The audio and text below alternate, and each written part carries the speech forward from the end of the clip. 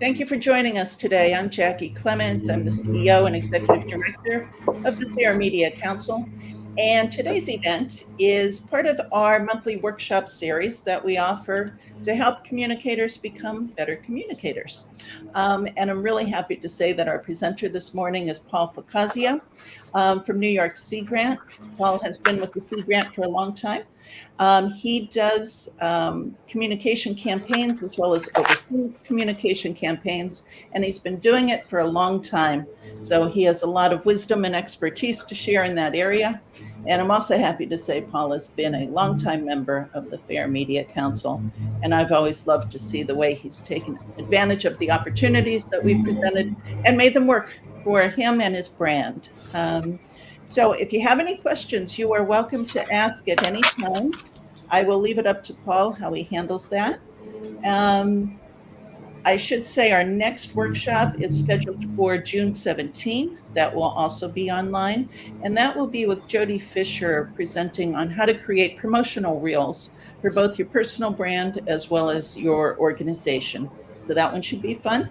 So mark that one on your calendar for June 17. June 23, we have our annual Folio Awards coming up, and tickets are selling fast on that. And in July, we will be doing our summer boot camp in person for the first time in a couple of years. So we're excited to bring that back to you. So, with all of that said, I'm now going to turn things over to Paul Ficazio so he can talk to you about tips for creating eye catching media and award winning social media campaigns. Thank you. All right, thank you, Jackie. So good morning, everyone, and welcome to Tips for Creating Eye-Catching Media and Award-Winning Social Media Campaigns. Today, we're going to discuss some of the ways to garner interest from media outlets in regards to your news pitches.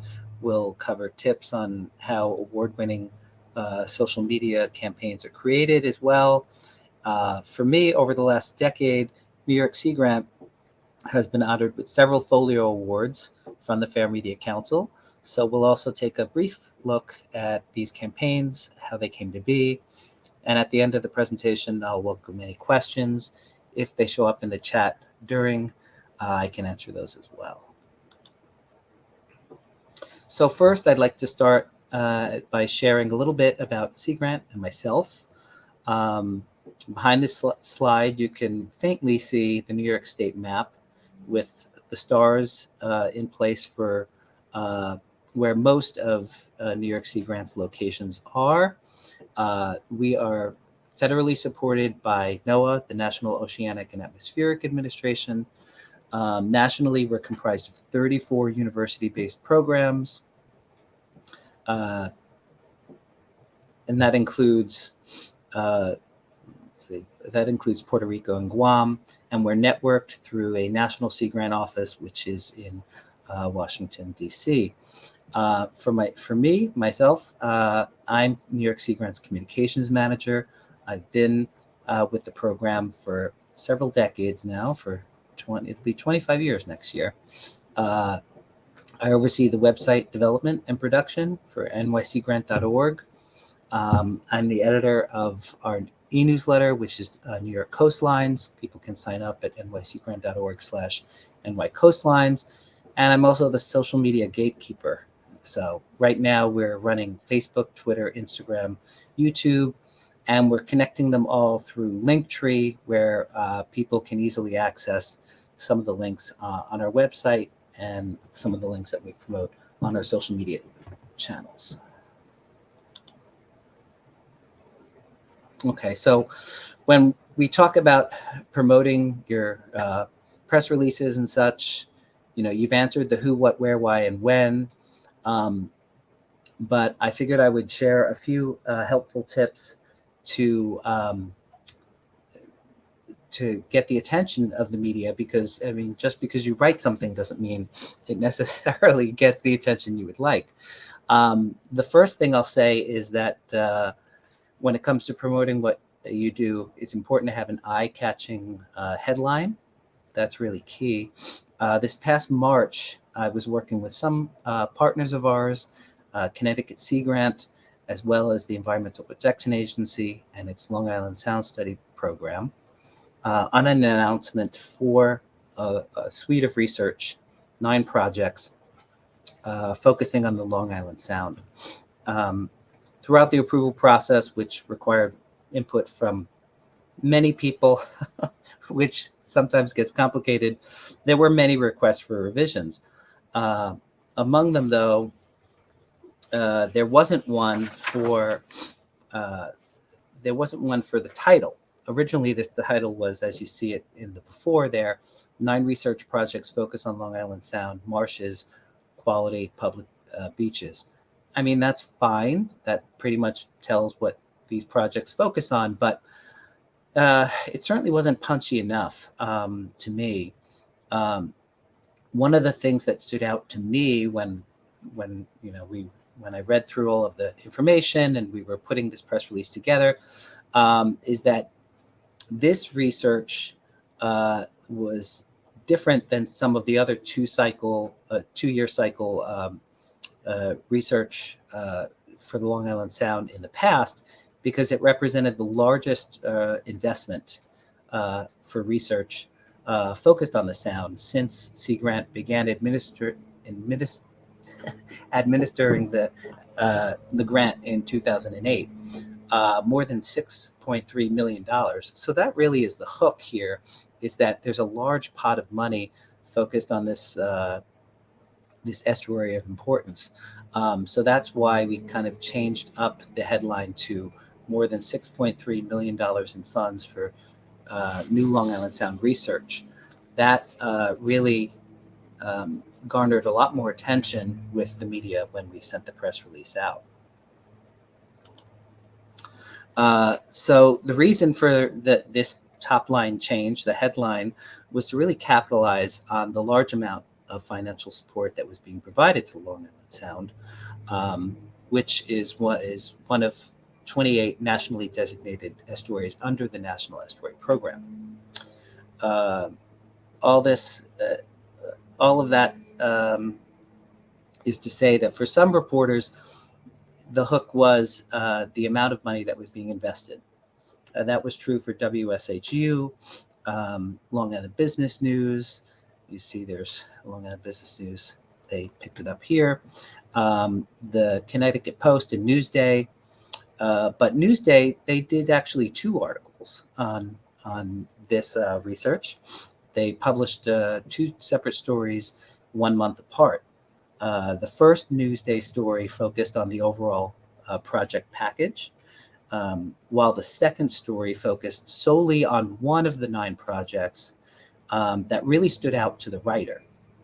And that project was a pilot program that will offer shuttle service options to provide beach access on the North Shore of Long Island.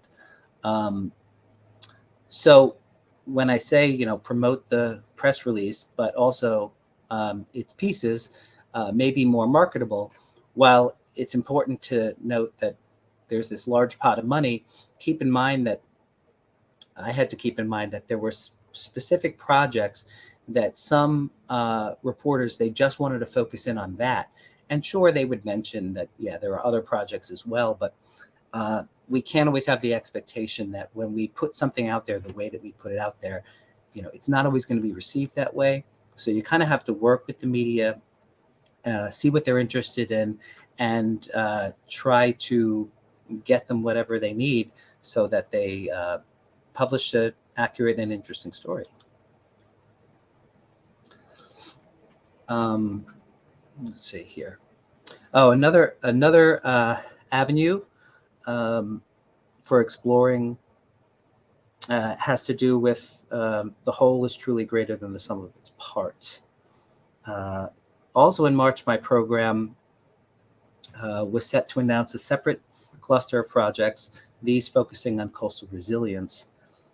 So as you see the headline here, $8.1 million in new funding to shore up more statewide community engagement in coastal resilience. It's another headline, of course, emphasizing the level of commitment being paid to an important cause. While several of the universities where investigators were located, places like Stony Brook University as well as Brooklyn College, while they were interested in focusing on the large pool of resources powering the studies, as well as the researchers at their respective institutions, others were more drawn by specific projects. So, for example, WSHU filed a nearly 3.5 minute segment on one of the projects, which is called My Coast, New York. That's in the screen capture here. My Coast, New York, it's a web portal, but it's also an app that people can download. Community members can use the app to take pictures, upload them. The pictures have to do with flooding as it's happening in their areas. And it really helps to add to a data set for researchers. The goal is to help municipalities and weather services more effectively plan for coastal events. And this is a great way to get engagement in communities. So it was a much easier sell to pitch to this reporter in particular to talk with a few of Sea Grant specialists who have been working on My Coast, New York. The reporter also talked with the app designer and a member of the community who used the app that could provide a testimonial. So this is really just an example of where one of the parts proved to be greater than the sum. And as you talk to reporters, you have to get a sense of maybe what they're looking for and how best you can provide that to them. So here, we also talk about timing is everything. It's necessary to keep in mind that when it comes to promotion. In April, I worked with several of my colleagues across the state on a press release titled New York State Shoreline Erosion Mitigation Help is Available for property owners on Long Island and throughout New York's Great Lakes coastline. Sea Grant was providing an informative guide, a booklet, but they were also offering personal guidance in the realm of erosion for those who really need it. However, there was a clear difference between media outlets in the two regions. We're talking about here on Long Island, but also in upstate New York. This was confirmed by the fact that a number of my colleagues in upstate New York, they have monthly opportunities actually to be featured in radio, on TV segments. While of course here downstate, that can be a little more challenging. We can and we do get segments on the radio and TV, but they're fewer and far between. So I had to work with the specialists both upstate and downstate in different ways and decide when it might be best to promote this press release in the two separate regions. So for upstate New York media, especially TV and radio stations, they were interested in picking up this announcement starting in mid-April. But the timing on Long Island, it seemed more aligned with pitching the story in the summer, which we did. And now we're working with a podcast that's going to air and also be broadcast on WBAB and WBLI in July that will include information about what these specialists are offering. So again, you have to be nimble and you have to get a sense of what reporters are looking for and when they're really looking for it.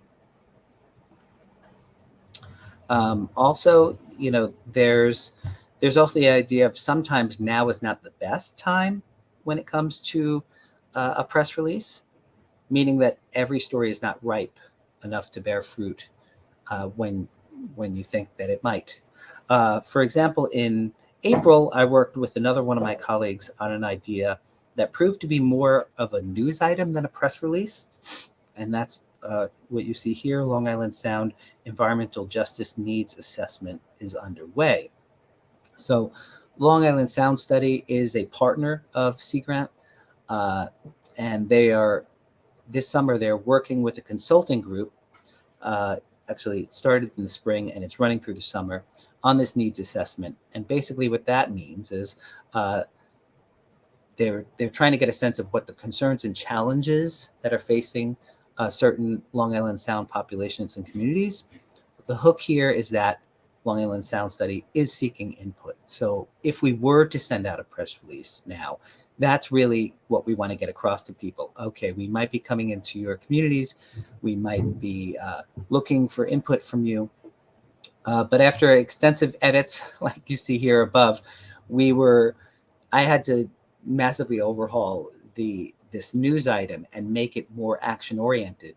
And after that, I talked with the specialist, and it seemed like now was not the time to put this out. So after the extensive edits were suggested on this draft press release, and it was then determined that while this news for the areas that we're focusing on, where the participants are being targeted, it was important for them, and we would be working with the consulting group to get to those people. It really wasn't ready for a press release. When it might be ready for a press release is this fall or winter, when we actually have survey results. The input has been assessed from the communities. That's really a time for me to pitch this to the media, because they might then want to talk to some of these respondents to kind of get a human dimension side to these findings. It's great that you have data, but you actually have to put a human face to it. So I will say, before you kind of hit send on that latest press release, you want to get a few things straight. You want to make sure that you've had discussions with your points of contact and that you have engaging photos ready.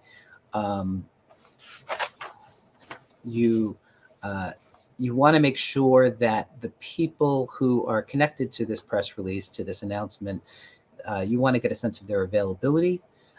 You want to have their contact information at the ready. Would they prefer to be emailed by reporters? Would they prefer to receive phone calls? You want to hash all that out before reporters start calling you, because sometimes these reporters will call you. I mean, there are times where I will have a Newsday reporter call me on deadline on a Thursday, first thing in the morning, and they need to file the story by noon. Now, if I first have to scuttle around and figure out, oh my God, who's available today, and I don't have their email address, I only have their phone number, you're just wasting precious time. And if a reporter doesn't get from you what they need, probably sometimes when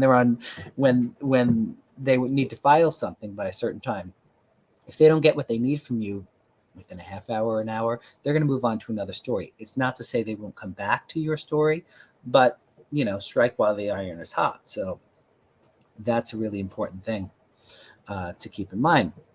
So earlier this month, we announced that New York Sea Grant awarded $5.2 million in federal funding to address marine debris. That was certainly enough of a headline to get stories filed by one of our supporting institutions, Stony Brook University, as well as outlets including WSHU. But it was really the extras that I was able to offer that really sold the story. Getting stories written can be easier because, for example, I had researchers and specialists at the ready for these interviews. I collected a handful of images from them that I was prepared to share with the reporters. And if my key contacts weren't going to be available, I was able to provide them with some additional information and quotes to the reporters that could be used beyond what was in the press release. Sometimes a reporter may be hesitant to pull everything out from the press release because they figure, he's sending this to a whole bunch of other folks, and I want to kind of make my story a bit more fresh and interesting. So if you have some extra quotes and some extra information that you can provide to specific reporters, sometimes they're more apt to file something, especially if they need to file something quickly, because then their story maybe stands out a bit more. One of the most important things that I can say when it comes to reaching out to the media is to maintain your media list. Fair Media Council offers its members a media guide that's online. It's broken down into broadcast and print. It includes key contacts, who covers which communities. What I do that's really helpful is I've created my own spreadsheet, like a working document, and I update it as needed. So when we have a press release that goes out, I will pull from the different sections. I have it broken down into newspapers, web, radio, TV, different regions, different groups. So it's in upstate New York, Great Lakes, it's Long Island, it's Albany. Sometimes I'll break things down further into Nassau and Suffolk County because when we have an announcement ready, sometimes, I don't want to send it to everyone because not all reporters across the spectrum in the state would be interested in that.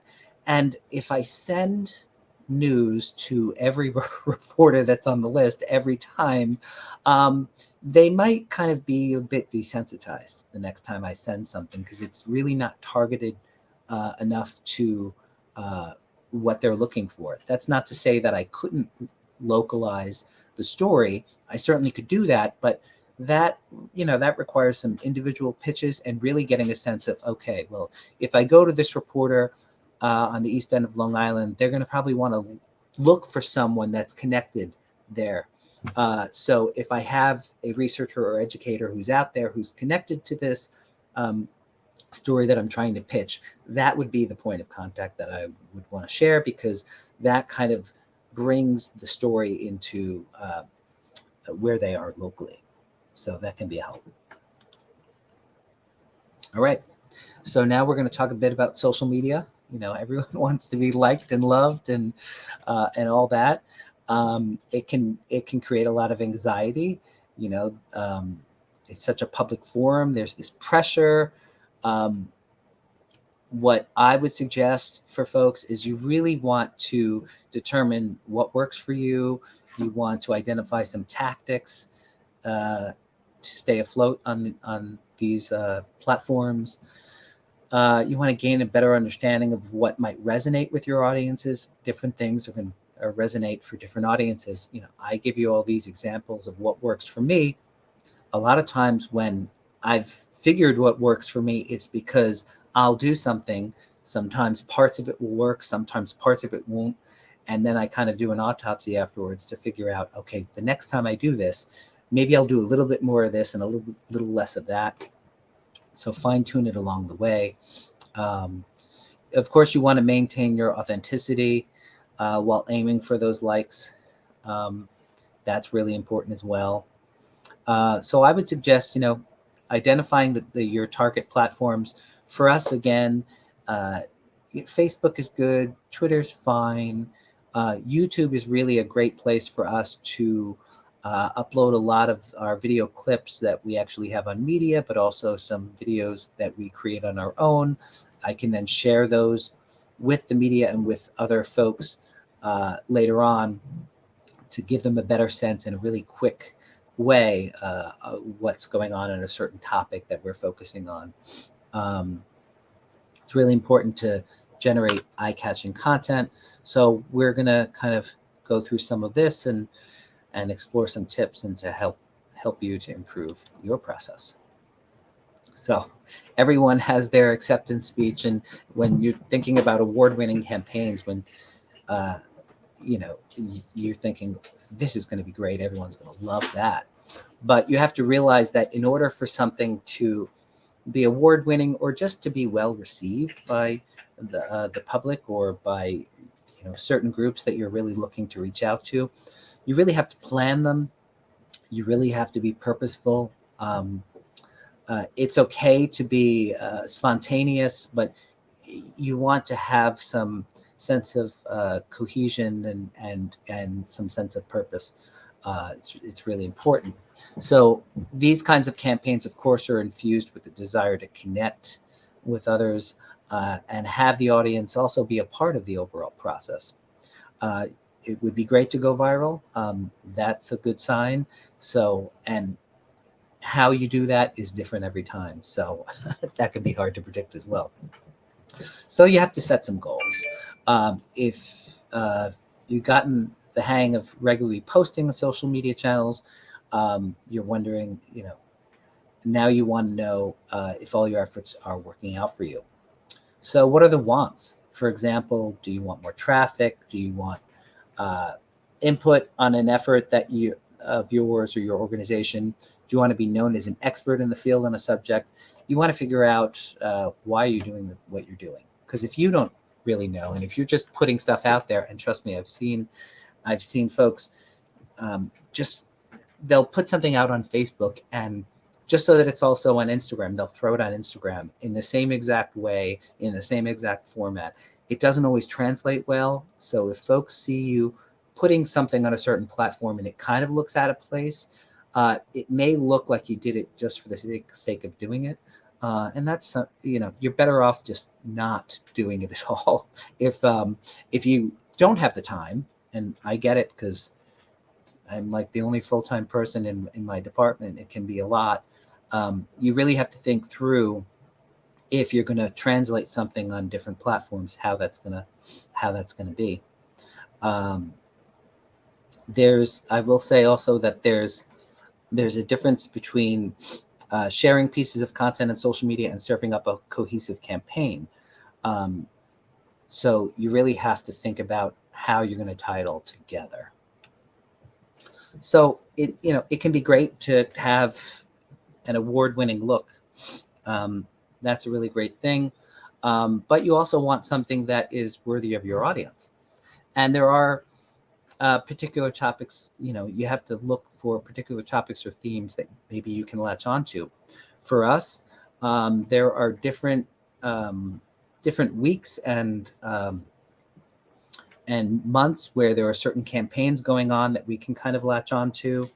For us, usually starting the last Monday in February, there's a National Invasive Species Awareness Week that we put out information out on. We have National Hurricane Preparedness Week. That's usually in late April, early May. Hurricane season, of course, is Memorial Day, so it's just a few days from now. There'll be a big announcement, and that runs through November 30th. So that's also a topic where we put out a lot of content to advise people on safety. That's another thing that we do in terms of safety is actually happening this week, and it's National Safe Boating Week. So we're always thinking about putting content out and working with our partners to get content out, encourage people to have on their life jackets and all kinds of other things. October is National Seafood Month, so we purposely put out targeted content for people with a focus on seafood safety tips and recipes, because of course those are the things that are going to attract people. People love to see recipes, and they love to have a sense of, okay, well, if I buy this seafood, am I getting it from this place or this place? Can you advise me what would be safe, and perhaps what kinds of seafood should I be consuming that would be healthier for me? So we have specialists that kind of work on all of these topics, and then I will work with those specialists to kind of extract this information and break it down into different campaigns during the year. Another way that you can kind of put out a campaign is with a theme. Summer for us for the last several years has been Beach Safely. It started in 2020, and it received an award, a Folio Award, in 2021. It's a highly branded seasonal campaign. It focuses on beach safety tips. So of course we have a hashtag, we have a website, we put out content on Facebook, Instagram, and Twitter, and it's all a very purposeful thing. Okay, another award-winning example, we received a Folio Award in 21 for Currents Clips, and what Currents Clips, what that is we took stories that we've done recently, and we broke them down into like 1 minute video clips with photos and little pieces of video in there and also words on screen. And we posted those on Facebook and Instagram and Twitter. And it really helped to make some of the stories more digestible for folks. It's something that we did for a short period of time. We did it for a year in different waves. So, different times of the year, we put out these different videos. And it really helped us to connect with a different sector of our audience. The program that we used was Lumen 5. There's free and paid versions for it. But there are other platforms out there as well where you can create these short little videos and really kind of give people the essence of what you're talking about, what your program or what you are doing. Another campaign that we had that we kind of reconnected with during Currents Clips a few years ago was related to Superstorm Sandy. Back in 2013, we received a separate folio award for information that we put out related to Superstorm Sandy as it was happening, after it was happening, to give people a sense of what was going on, what researchers were seeing, what the Weather Service was seeing. Understanding that for some people, they weren't on their phones or they weren't on their laptops looking for this information. They were actually in crisis. So documenting that for people, and then also we received monies for certain research projects to better understand some of the effects of Superstorm Sandy, like in Great South Bay, where we had a problem with the inlet. So something like using a currents clip in 1 minute, explaining this project to people, it was really key, because you can't assume that people are going to stay, keep their attention for much longer than that.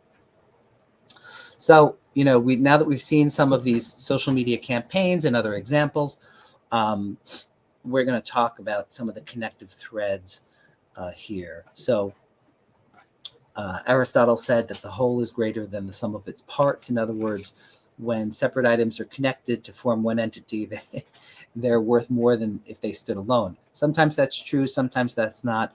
It's all a matter of juggling and getting a sense of how best to market something, how best to promote something, and where your strengths lie with on a certain project that you're doing. Be confident that you have something worth sharing. The advantage is what distinguishes you from others. So it's your voice, point of view, approach.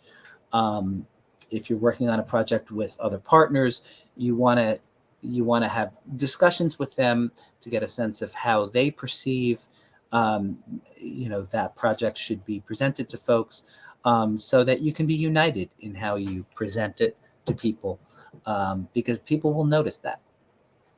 One of the really important things is you really want to make sure that you have the rights of use, given that you'll be sharing this content in such a public forum. And I say that because several years ago, in fall of 2019, I collaborated with some of my colleagues from throughout the Great Lakes, and they had this great, incredibly visual, amazing campaign all about areas of concern. So it was a visually driven essay on these water bodies throughout the Great Lakes where there had been significant pollution and habitat problems, and those had been addressed over the years. So these areas actually these areas had improved over time, and we were documenting that. In New York, some of these areas of concern included the Buffalo and Niagara Rivers. Now, the hook was that there was this series of amazing photos that National Geographic provided us.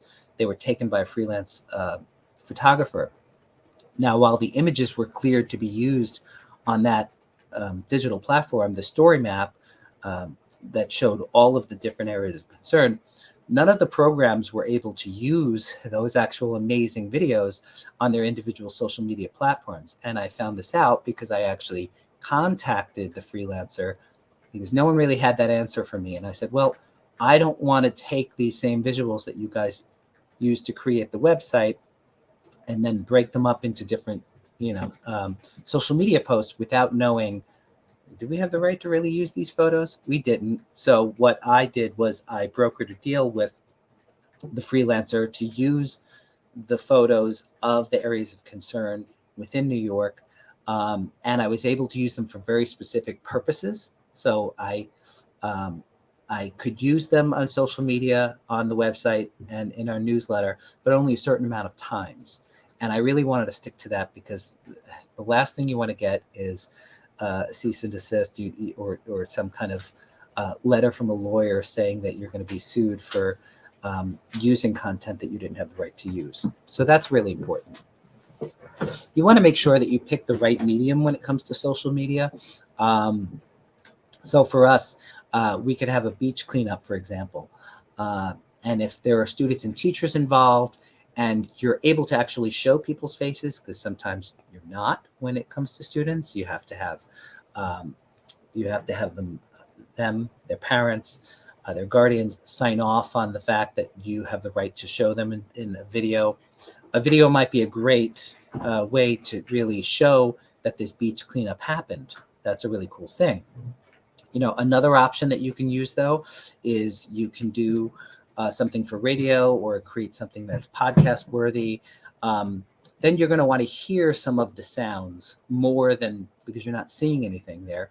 You want to hear the ocean. You maybe want to hear these students and teachers picking things up and what that sounds like, and the grains of sand and all that kind of stuff. So you really want to cater your story to the medium that you're working in. You really also want to be aware of the art of storytelling, and you want to realize the difference between a story and content. Stories, of course, can create emotion and drive action. That's really important, and they really can hook your target audience in. Content, you can share content on pretty much anything. It doesn't necessarily have to be emotional. It doesn't have to be action driven in any way. So an example, social media promotion of an event with a text or a link, that would be content. And a story really would include a personal account. So that would be your hook. It's the difference about saying, oh, this beach cleanup is happening on such and such day in this area. And here are some of the students that actually did the beach cleanup. And here were their impressions, because they're doing it for the first time and they're really excited. That's a way to really reel other people in to do it maybe perhaps the next time. One of the things that I always find helpful when I'm trying to create social media campaigns is I jot down ideas, and I do it all the time. So I'll just set up a whole bunch of different Google working documents. And as I think of something, I'll just get to my phone, go to the app, and I will write those things down. I want to make sure that I write up enough that when I look back at it, I know what it means. But that way, over time, as I'm working on something, I have all these ideas in my head, and then I can kind of flesh them out later on. One of the other things is, you want to think big picture.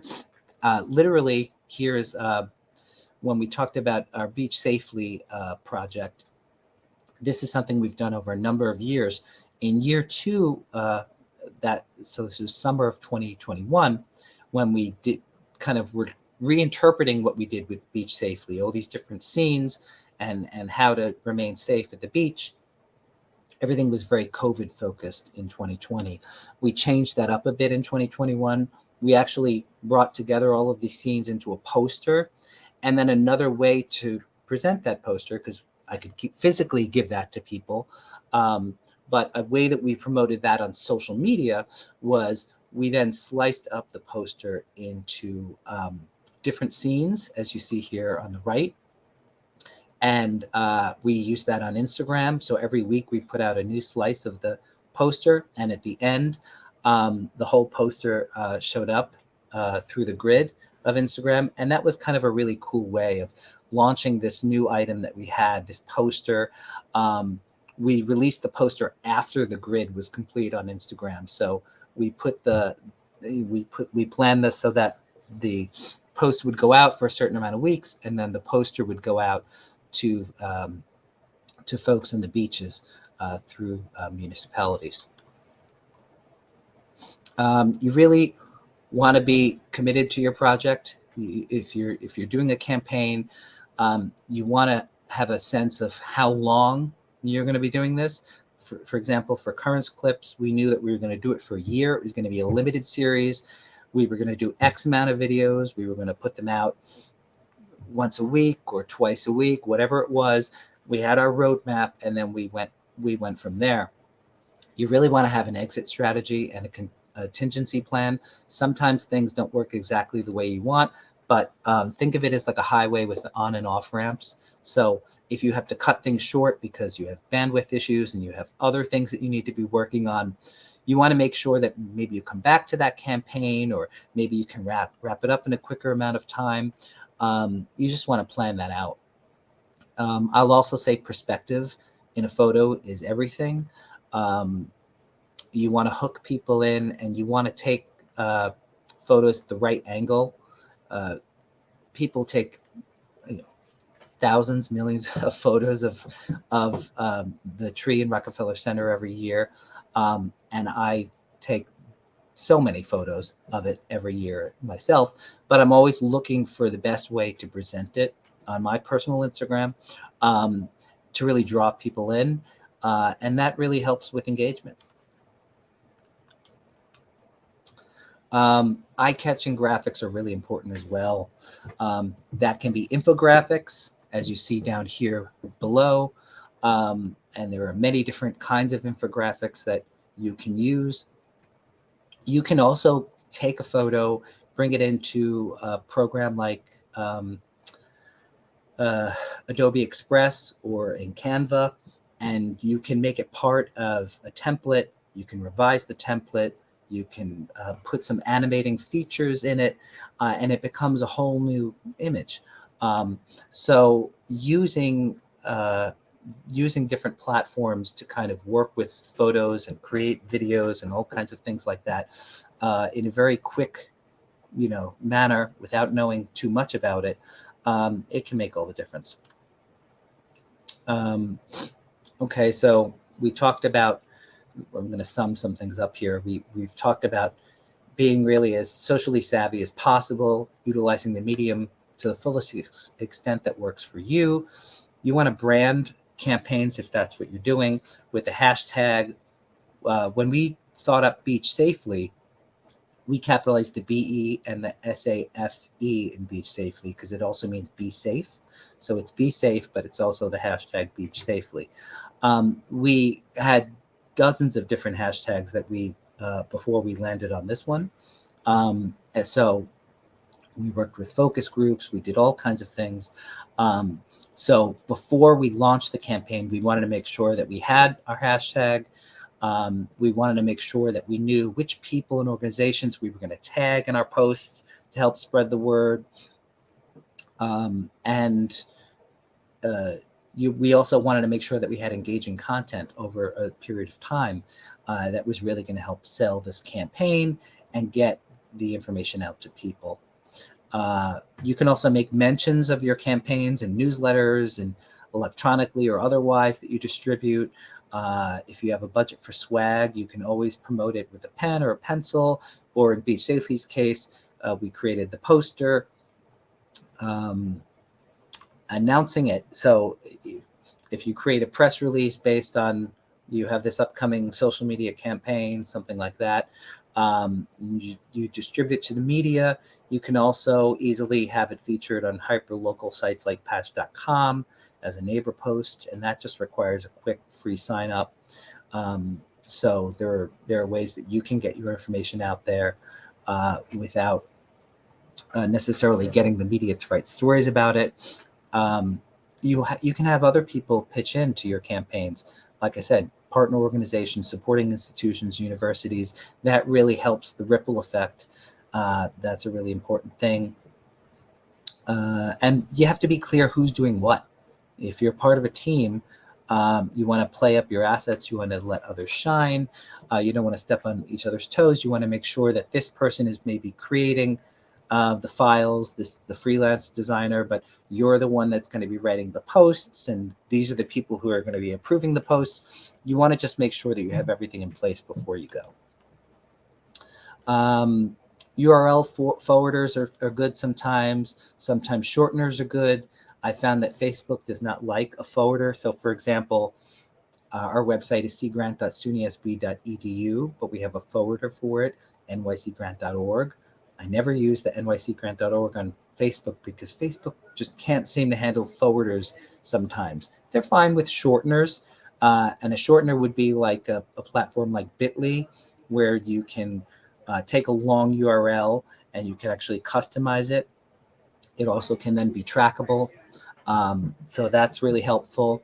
I've mentioned Linktree before, where you can add a lot of your links. That's really important for places like Instagram, where you don't have active links in your posts, but you can say link in bio, and then in your bio you have a link to your Linktree, which has all your links for a variety of different posts. We talked about timing being really important, releasing content when it makes sense to. Beach Safely, we launched that right around July 4th, and we ran through the whole summer. It was perfect because here on Long Island, people really start going to the beach, and the weather starts really heating up around early July. And there are lots of seasonal campaigns. Like I said, there are lots of weeks, awareness weeks and things, but there are also seasonal campaigns. So get a sense of what those are for you and your program. And that can be really helpful too, to help you give you ideas about what kind of content you should be creating. Of course, you want to be collaborating with folks. That's the key to any successful campaign.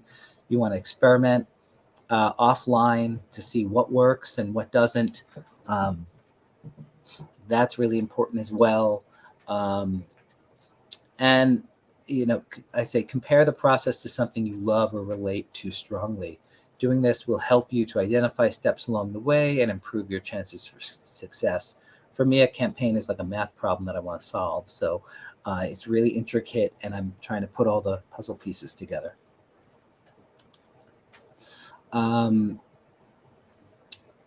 Keep an eye on posts from partners and organizations with a similar mission to yours. So you can look at what they're doing on certain topics and what kind of information they're putting out there. For example, being that it's Safe Boating Week, I'm looking at not only the National Weather Service, but boating campaign on Twitter, and some of these other accounts that are partners of ours that are putting out information about boating safety. I can easily share that content. I can also look at it as inspiration for content that I can then put out through our platforms as well. Tagging on photos is really good. And having photos in your posts are really important as well. So that's good. That's a good thing. You want to evaluate your success. There are analytics built into most of these social media sites. It's always good to drill down into those and see what's going on, what's resonating with people, what might not be. Just because something doesn't resonate with people doesn't mean that it's not effective. It just might mean that maybe you don't have a hashtag, maybe you're not using images that are really engaging with people. There are always things that you can fine tune in with your social media or with a campaign, and look at the analytics as kind of a way to figure out what's working and maybe what's not. Yeah, and you want to plan out how many posts you'll generate for each platform. Like I said, with Beach Safely, we really focused in the second year. A large portion of the campaign was Instagram exclusive, but we also had separate posts on Facebook and Twitter that went out for the entire summer as well. So they were different than the ones on Instagram. But when we were trying to really promote the poster, that was really kind of an Instagram exclusive that also helped to increase followers to that platform.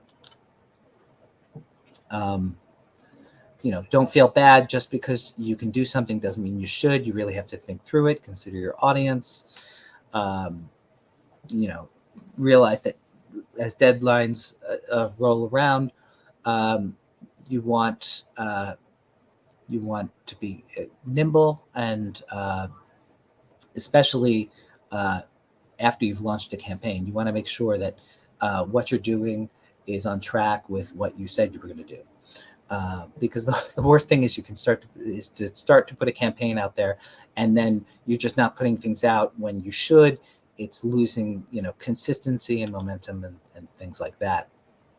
So if all else fails, if you forget everything from this presentation, just remember that you want to add eye-catching photos to all your posts. You can use platforms like Adobe Express or Canva, either an app on your phone or the actual platform on your desktop or your laptop.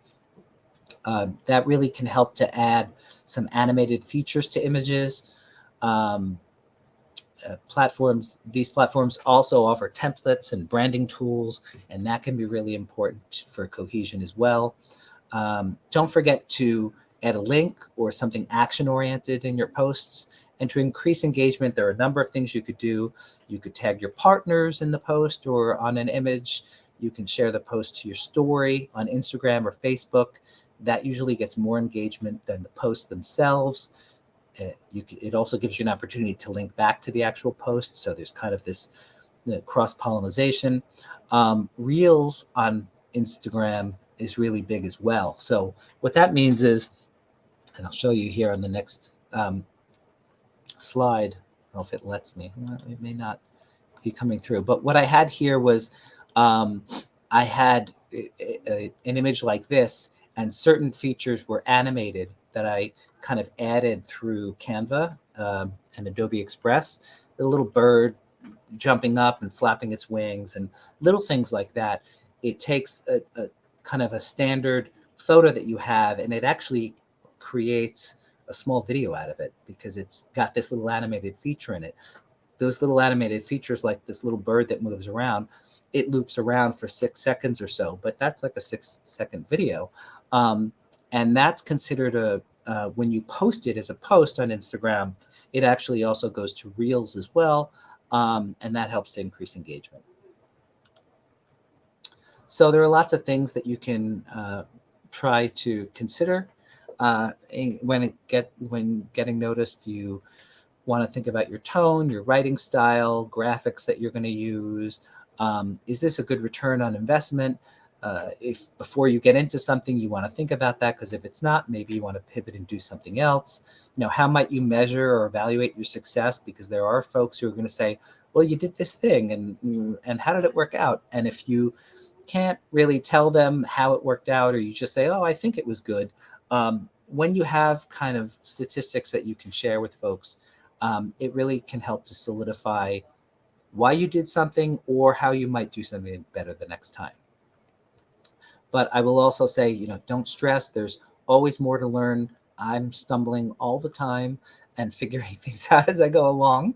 And I'm always learning from other people and what they're doing, both when it comes to social media and when traditional media. Two other things that I'll say is Fair Media Council has the Folio Awards coming up. So every year there are opportunities to submit for that. So next year you can actually submit for that. And there's a lot of, you can submit social media, but also traditional media. And you can also be a judge, and you can learn all about that process, which I've done for a number of years. And that's been kind of eye-opening as well. And then Summer Boot Camp is coming up in July. You can get a lot of tips there as well. I've learned a lot over the years at Summer Boot Camp, so that's a great place